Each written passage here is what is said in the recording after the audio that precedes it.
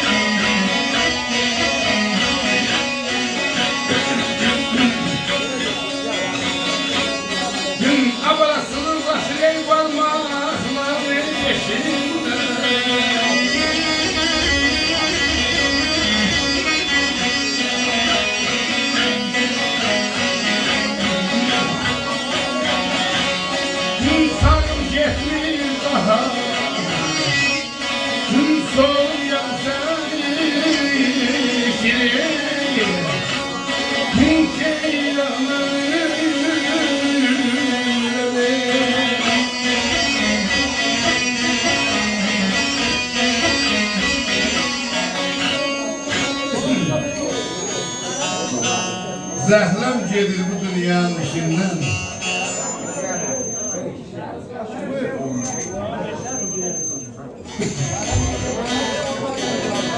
Ben yetimi saklamalıysam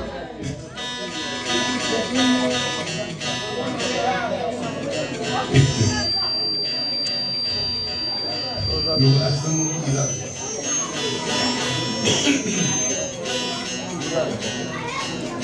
Zəhləm gedir bu dünyanın işindən. Mən yetimi saxlamağa can çəkir. Sızıldaşır parmaqların peşindən. Sağım getmir daha solum yan çəkir. Qozalmışam ağır buradan dəlir də yan ürəyin başından. Eynim yaşını İsa kimi əlir də. Bəlkə bir gün rahat olam qəbirdə. Günahkar da orada ayağımın çəkir.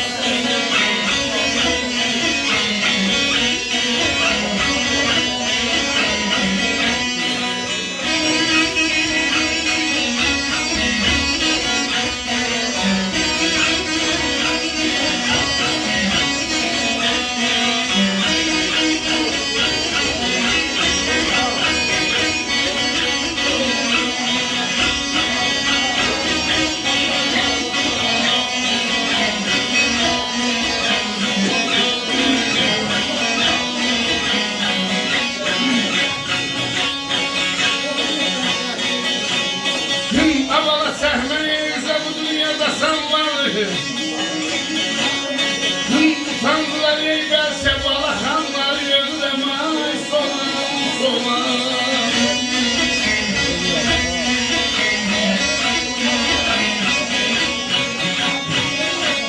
Gül kesmiş gelir düşürmüş kalem